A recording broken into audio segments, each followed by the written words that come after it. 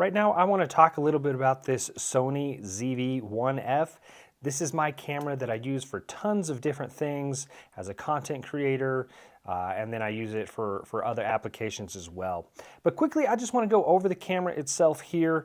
So it's really easy to use, first of all. It's got a couple controls here on the top, and then it does have some controls here as well. It's also got a touch screen for you to dive into some deeper menus. It's got the zoom here, zoom and focus. It's got a button here to press if you want to take photos with it. I use it exclusively for video.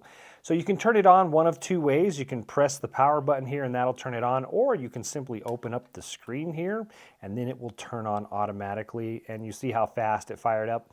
It's basically open by the time I got the screen open. So here's a couple different ways that you can hit record. You can either press this button right here, and that's going to record. It gets a nice red circle or square around your screen, letting you know that it is recording. Also on the front of the camera, that red light comes on, letting you know it's recording. You can also stop and start the recording by pressing the button on the top here. So really easy to just kind of power on, jump into it, and get started right away. One thing I really like about this camera is that it does have some deeper settings if you know more about video and recording. I'm not that good at that, so I'm really a novice, and I wanted something that I could just turn on that's going to record really great video, and this camera absolutely does that.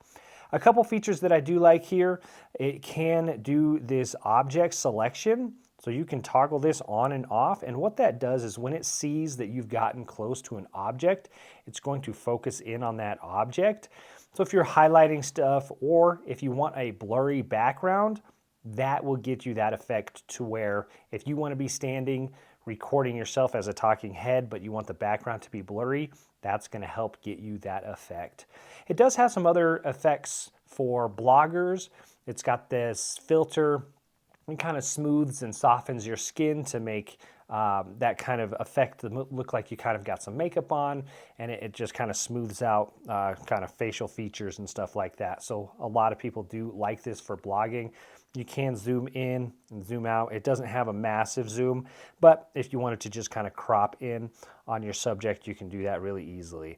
You can dive into some deeper menu options here. Just press the menu button here on the right, and that'll toggle back and forth between it. It does have a pinwheel here that you can spin, and you can select your menu options that way, but it is also touch screen, so you can just touch the different menu that you want to jump into and adjust it that way. You can get into some deeper settings, so if you are more of a professional, you can adjust the white balance here, so if you know how to do that, you can do really a lot of different in-depth things that I just really don't utilize, but you do have that control if you want to customize things some more. You can play back from the camera itself. It does have audio, so if you're playing it back, you can hear if you have recorded audio onto it. So that is a really nice feature that you can play with and use as you see fit.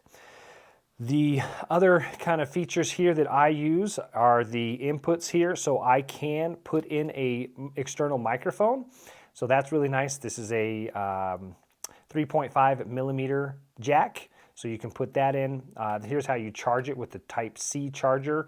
You can also connect it to a laptop and you can use it as a webcam as well. So that is really nice if you wanted a high quality webcam. This can do that. Then you've got a HDMI port as well for that.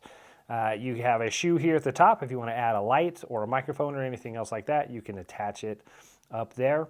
And then it does have a spot here for you to connect it to a tripod. I've connected it to all my tripods, and that's the universal mount there. So to access the extra battery here and the memory card, it's just in the bottom here. So it does use an SD card, and this is the micro SD card adapter. So just your standard SD card there for your memory storage. The battery pops right out. You can get extra batteries and have these at the ready. I found that the battery lasts a fairly good amount of time, 1 to 2 hours recording time if I'm recording constantly. The camera's on the entire time. It kind of just depends on what I'm recording and what features I'm using, but I haven't really had any issues with battery life at the moment. As far as lighting and kind of video quality, here in my studio, my setup is just these two lights here. Nothing really super fancy, and that has been enough for me to get some really good quality video. I do a lot of talking head videos, so as you can see here, I've got some really nice clear image quality, and I found it really good for the videos that I like to make. Really controlled environment here, indoors, lighting that I use, but outdoors it works really well also. So I haven't had any issues with this camera. I really like it, and especially, you know, for the ease of use is one of the things that I really like about it. So hopefully that was helpful. This is the Sony ZV-1F. I really like it, and I find it to really just helps me make content so much faster and easier without being an expert with all things audio or video. Hopefully that was helpful.